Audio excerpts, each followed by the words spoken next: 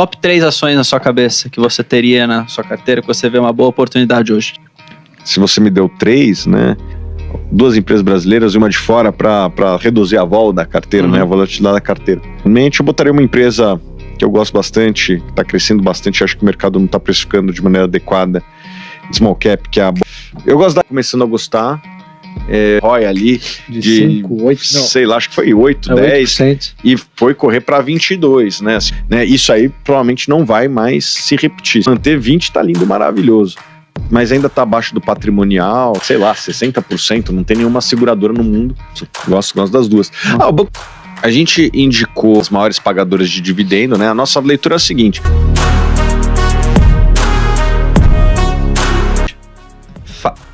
Top 3 ações na sua cabeça que você teria na sua carteira, que você vê uma boa oportunidade hoje. Até pra gente fazer um corte. Olha o corte.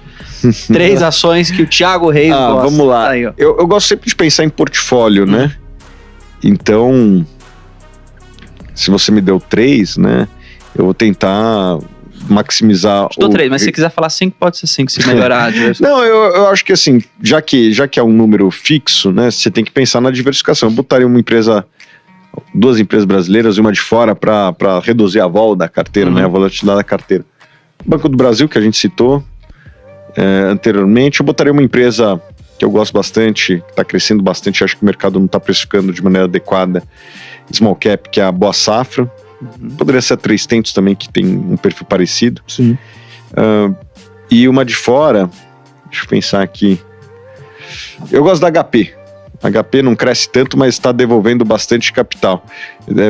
A gente fez um levantamento lá nos últimos 20 anos, eles recompraram acho que 70% das ações. Não. Então, uma empresa que não cresce tanto, mas retorna muito capital. Se pudesse adicionar um fundo imobiliário, aproveitar que você gostou, até um Fiagro, enfim.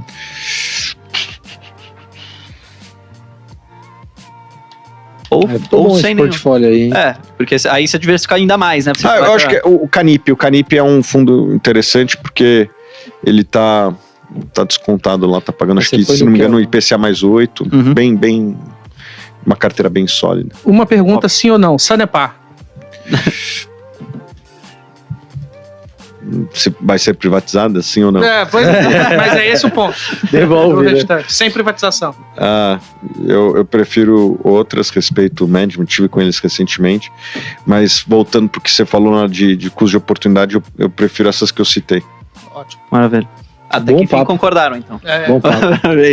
O Vitão também, uma vez, Thiago, só pegar, a gente fez um podcast aqui, lembra? Que o Vitão falou do porquê não investir em Sanepar. Aí ele falou que o pessoal vai no pessoal, o pessoal ia xingar ele. Mas agora, a recomendação não era nem de venda, né? Você nunca teve venda em Sanepar. Não, mas ele falou mal. Torcida. Aí você viu. Não, aí eu boto manter. Nunca botei venda. Exato. Mas a galera bota, Vitor está dizendo que a Petrobras, que a Sanepar vai quebrar, vai valer 0. Eles botam lá. Agora, o Ratinho fez agora a privatização da Copel, avançou. Já merece uma estátua, né? Poxa, um negócio difícil. E se fizer essa da Sanepar... E detalhe, foi do nada. Tipo assim... Ninguém esperava, né? Ninguém esperava. Imagina, a Sanepar, a gente recebeu só o e-mail assim, ó. Pá, vamos privatizar. Aí é um case porrada. Nossa, merece uma estátua e vai forte aí pra próxima eleição. Independente das ambições que ele... É difícil. Exato. Ele não tem... nacional, acho difícil. A gente, na verdade, o podcast que ele fez era o que não te contaram sobre o Sanepar. Ele falava dos riscos, né? Eu falava da revisão tarifária. Explicar a revisão tarifária para a pessoa física. Uma tarefa. Aí foi o que eu fiz, eu desenhei lá e tal, não foi? Eu lembro esse dia no chat. Não, que não sei o que. Aí eu vou fechar o chat. Deixa aqui. Eu desenhei tudo lá, não sei o que. Notícias ruins tem que tomar muito cuidado com as palavras, porque... Senão você pode ofender o pessoal. Mas foi um bom papo. Antes da recomendação. Quais são os cases aí que você tá... Eu vi que o seu vídeo você tá falando de Vale. Vale pra caramba. Vale, tô começando a gostar. Banco do Brasil, gosto muito. BB Seguridade, gosto muito. Mas Banco do Brasil, mesmo a R$50, você gosta? Bastante. Ainda? Óbvio que menos, né? A gente foi... Eu brinco que eu fui o analista mais impopular do Brasil, porque eu gostava de Petrobras e Banco do Brasil. Não, eu lembro, eu vi vídeo seu. E daí eu apanhava pra caramba. Era tipo 3 vezes earnings, assim.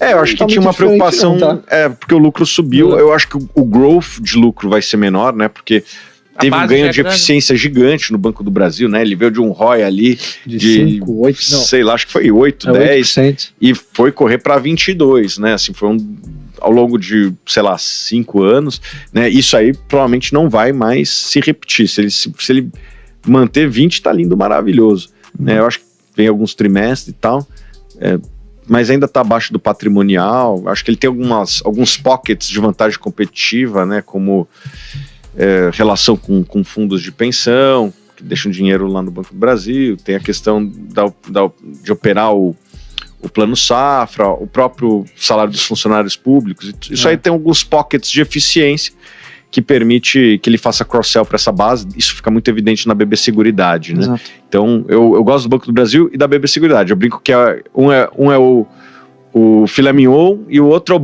é o boi inteiro, né? O filé mignon do Banco do Brasil é a parte de serviços, aí a parte da seguradora. Basta ver o ROI, né? ROI, sei lá, 60%. Não tem nenhuma seguradora no mundo que tem esse nível... Trouxe mais água aqui que o pessoal do chat falou. Dá água pro Thiago aí. E Bradescão? Não, mas antes de Bradesco, posso falar de BB Seguridade? Porque uma coisa legal de BB Seguridade, não sei se você, enfim, concorda até, mas é muito legal de ver uma empresa, primeiro, que distribui quase 100%. Sim. E quando você vai ver o crescimento da empresa, assim, eles conseguem trazer um crescimento muito robusto com uma rentabilidade muito boa. Então isso chega a ser, para alguém que gosta de dividendo, o melhor dos mundos, porque a rentabilidade é altíssima, distribui muito e continua conseguindo crescer. Isso tem muito a ver com a relação com o Banco do Brasil, né? Tem tudo a ver, assim. Quem faz o crescimento da BB Seguridade, o capex de crescimento, vamos dizer assim, é o Banco do Brasil. É o Banco do Brasil que constrói a agência, etc e tal. Eles só usam, né? E eles vêm vendendo nessas agências os seus produtos, né? Tem 2 grandes divisões lá, né? Eles não abrem muito, mas a gente consegue fazer algumas estimativas. O agro e o seguro prestamista são muito relevantes lá.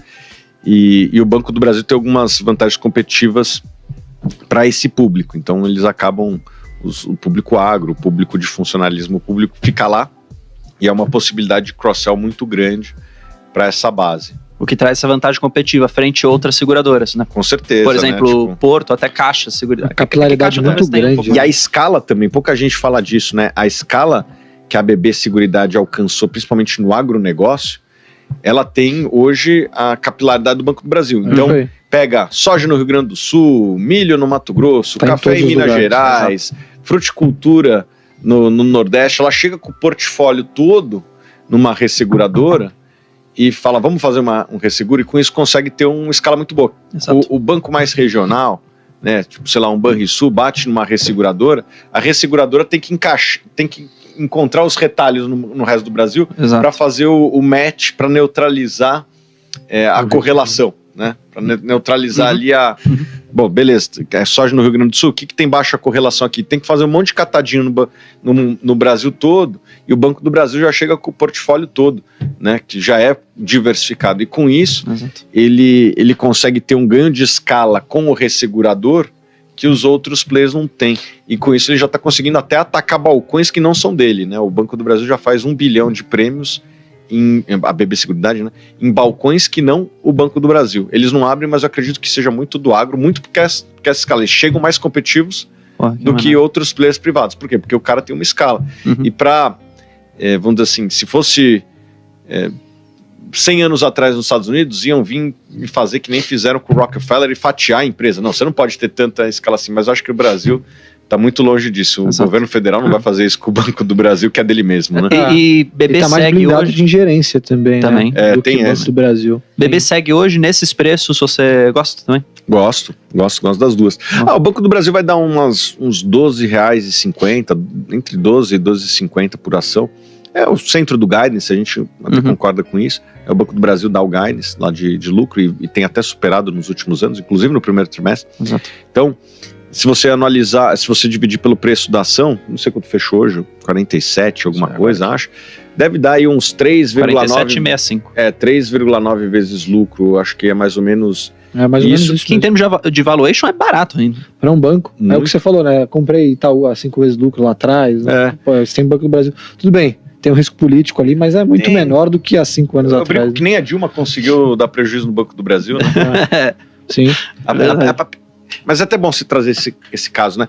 A Petrobras, e já vamos falar dela, ela tem um efeito nos indicadores macroeconômicos, sobretudo inflação, muito maior, e consequente juros, muito maior do que o Banco do Brasil.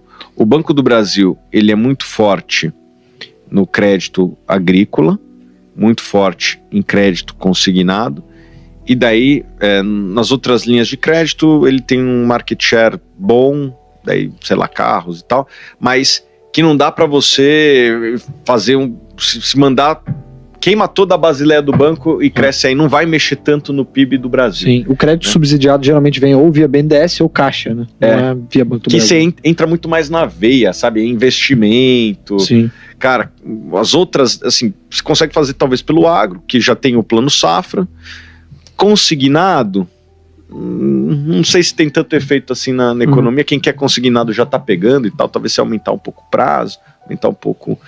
E as outras linhas, não sei se tem um efeito na economia. É melhor você pegar o dinheiro do governo e botar no BNDES, talvez, para dar um boom, né? Agora os caras querem fazer o PAC 2, aí 3, sei lá, o plano de aceleração da corrupção que eu já falo, né? Os caras sempre inventam alguma coisa que já deu errado. Não, mas assim, são as mesmas pessoas com os mesmos com os nomes. mesmos.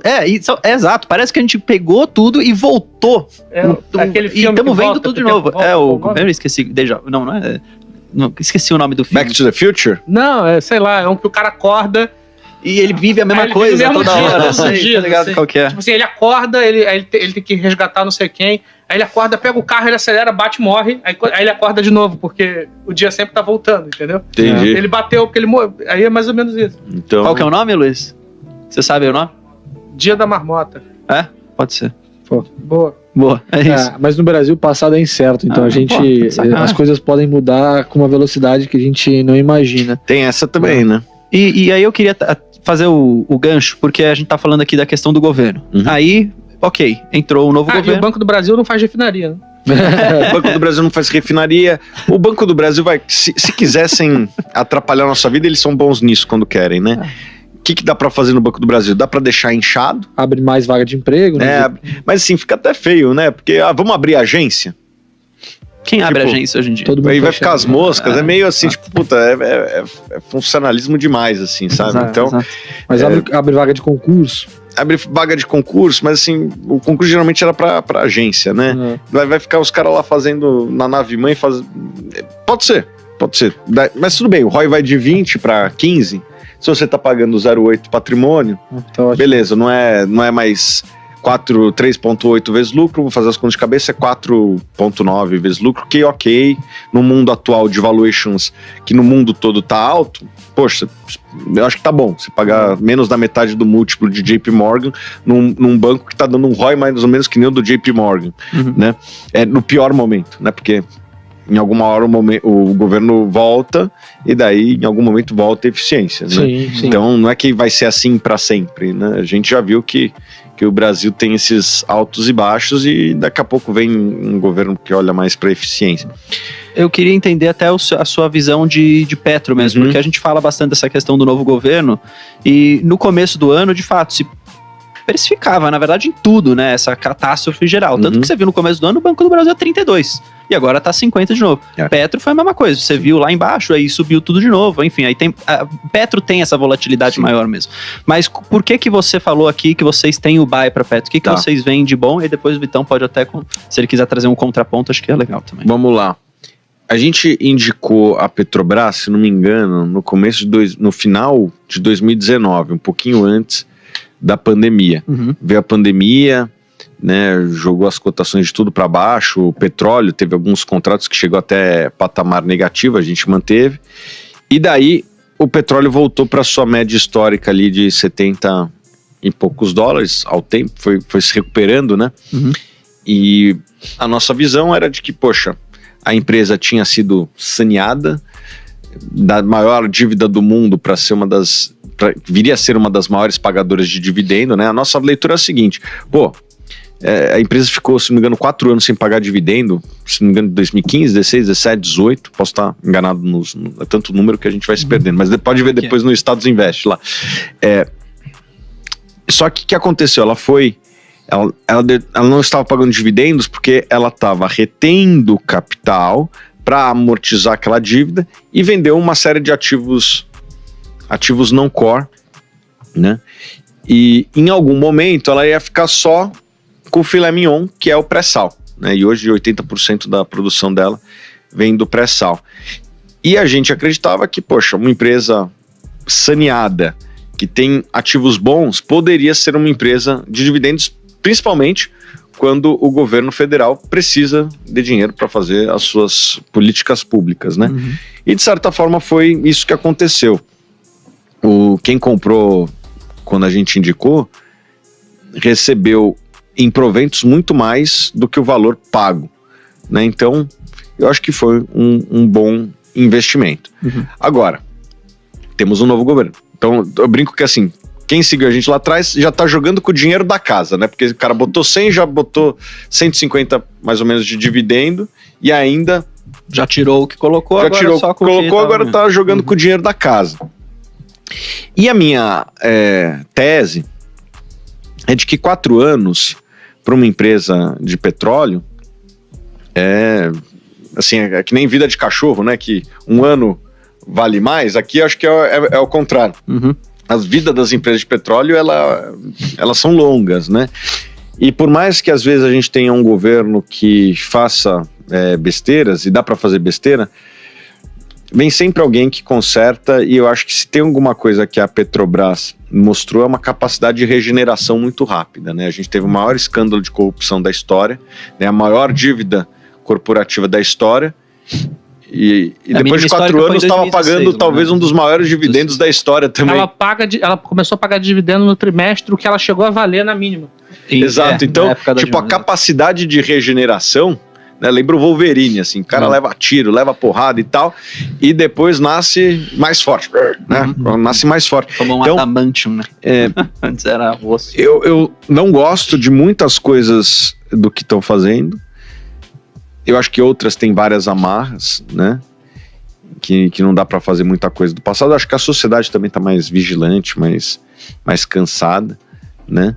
E eu acho que demora para fazer, né? Mesmo o Petrolão demorou, sei lá, 15 anos para quebrar a empresa. Mas nesse nível atual, assim, de preço, até tentando fazer, como se fosse um advogado do diabo aqui. Se a Petrobras inventar, por exemplo, vamos começar a investir construir refinaria e voltar tudo que a gente estava fazendo no passado, eólica offshore, né, que era uma intenção, isso não poderia causar uma degradação muito grande no fundamento da empresa a ponto do preço cair tanto, e não seria talvez uma melhor entrada nesse momento? Sendo bem realista aqui, o meu otimismo ele é sempre compatível com o preço. Eu já fui mais otimista. Entendi. E o preço subiu, e acho que nas últimas semanas tem algumas coisas que têm me incomodado cada vez mais. Talvez a gente revise em algum momento a nossa posição. O dividendos veio junto com isso, né? Com algumas surpresas interessantes. Menos do que a política de dividendos, eu quero ver o plano de investimento, né? Que deve sair. E é engraçado, porque às vezes o presidente fala umas coisas que a gente adorou ouvir e de repente faz outras coisas que a gente não gosta. Eu sinto uma dupla personalidade. Pegando esse gancho aí, eu adorei essa expressão, dupla personalidade. Por quê? Porque eu acho que dentre as surpresas positivas que nós tivemos no governo, para mim, acho que a primeira foi o Haddad. Ele está sendo bem razoável em relação ao que você imaginava. Uma surpresa muito grande. Ele foi razoável em termos fiscais aqui em São Paulo. E o segundo, para mim, é o Prates. Eu sabia que ele era senador. Aqui o embate de ideias, né? Agora já começando a trazer o meu argumento.